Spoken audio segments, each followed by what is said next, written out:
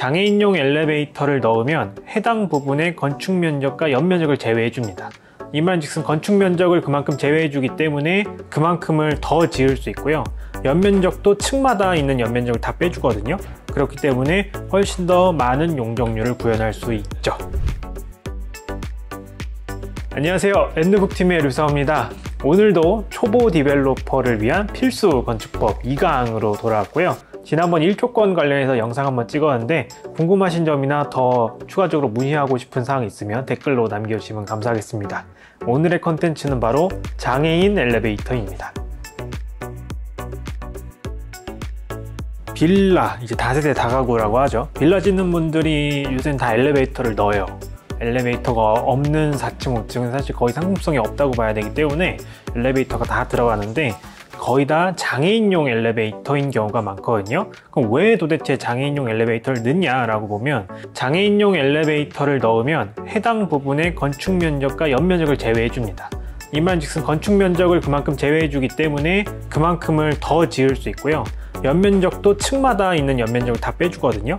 그렇기 때문에 훨씬 더 많은 용적률을 구현할 수 있죠. 그래서 사업성이 훨씬 더 개선될 수 있는 여지가 있기 때문에 최근에 빌라나 아니면 이런 업무시설, 우리가 있는 사무실 같은 업무시설에서도 대부분 장애인용 엘리베이터를 많이 쓰고 있습니다. 사실 일반인분들이 보시면 크게 차이가 없고 실제로도 큰 차이는 없어요. 장애인용 엘리베이터를 구분하는 방법은 엘리베이터 문 열고 들어갔을 때 바로 옆에 장애인용 키패드가 있는 엘리베이터가 그 장애인용으로 인증을 받은 엘리베이터이고, 보통 크기는 약 13인승 이상의 엘리베이터부터 장애인용 엘리베이터가 만들어질 수가 있습니다. 그거에 대한 구체적인 기준은 장애인이 휠체어를 타고 들어가서 회전할 수 있는 회전 반경이 나오는 크기의 최소 사이즈가 13인승 정도예요. 그렇기 때문에 13인승 이상의 엘리베이터부터 장애인용 엘리베이터로 인증을 받는 경우가 많아요. 그리고 장애인용 엘리베이터의 크기는 보통 중심선 기준으로 가로 1.9m에 세로 2.4m 정도가 나오거든요. 뭐 2m에 2.4m라고 하면 4.8제곱미터가 나오겠죠. 그 4.8제곱미터만큼 건축 면적에서도 빠지는 거고 각 층별 면적에서도 빠지는 구조라고 보시면 될 것 같습니다. 장애인용 엘리베이터가 일반 엘리베이터에 비해서 뭐 그렇게 비싸다라고 볼 수 없고, 어차피 크기에 대해서 결정되는 거기 때문에 일반적으로 장애인용 엘리베이터 발주 내시면 한 4천만 원 정도부터 시작할 거예요. 거기서 뭐 인테리어를 어떻게 하느냐에 따라서 비용은 조금씩 더 올라가는 구조라고 보시면 됩니다.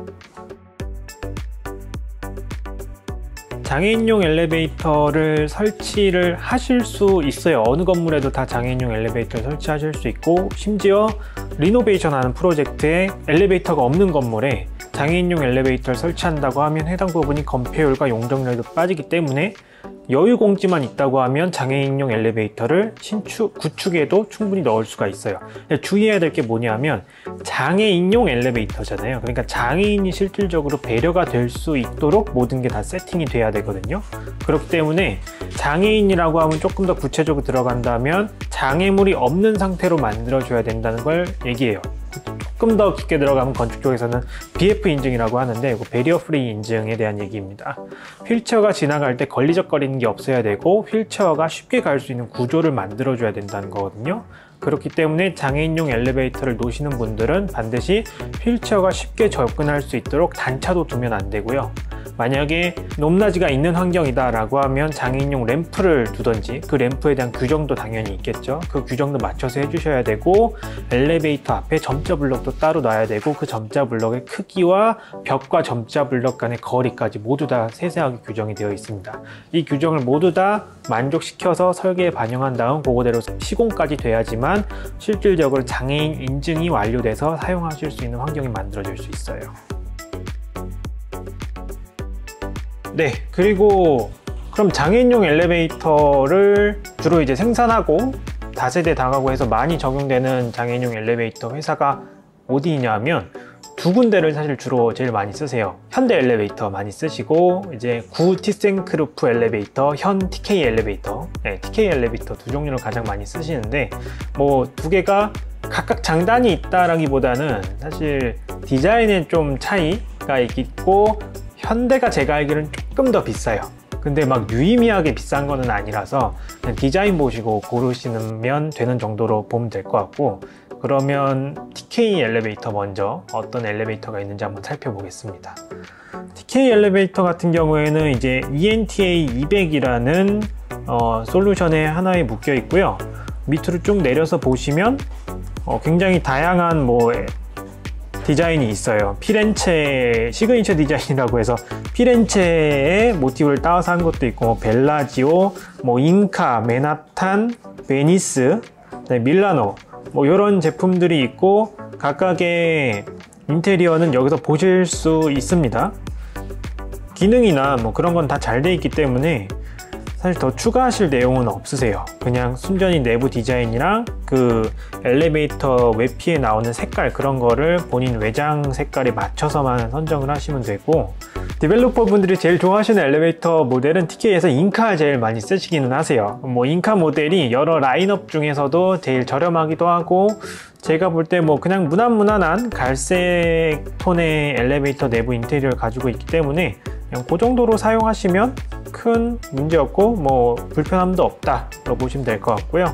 네, 현대 엘리베이터 보시면 이런 엘리베이터가 있고요. 이것도 마찬가지로 내부 인테리어 사양에 따른 가격 차이이기 때문에 그냥 여러분들이 마음에 드시는 걸로 골라서 적용하시면 어떤 엘리베이터도 다 장애인용 엘리베이터로 납품을 받으실 수가 있습니다.